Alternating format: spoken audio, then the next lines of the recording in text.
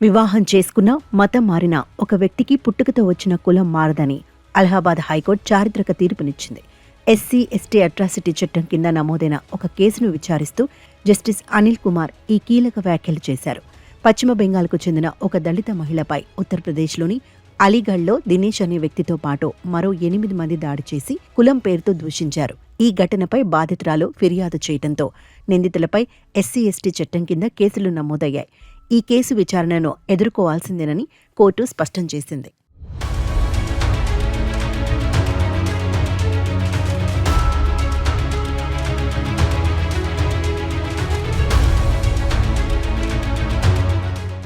అయితే ఈ కేసు నుండి తప్పించుకునేందుకు నిందితులు ఒక వింత వాదనను తెరపైకి తెచ్చారు. బాధితురాలు జాట్ కమ్యూనిటీకి చెందిన వ్యక్తిని వివాహం చేసుకుందని, అందువల్ల ఆమె తన ఎస్సీ హోదాను కోల్పోయిందని వారు హైకోర్టులో వాదించారు. బాధితురాలు ఇప్పుడు ఎస్సీ వర్గానికి చెందదు కాబట్టి తమపై అట్రాసిటీ చట్టం వర్తించదని, ఆ కేసును కొట్టివేయాలని కోరారు. వివాహం ద్వారా సామాజిక హోదా మారుతుందే తప్ప చట్టపరమైన రిజర్వేషన్, కుల గుర్తింపు మారదని నిందితులు చేసిన వాదనపై న్యాయస్థానం తీవ్రంగా స్పందించింది.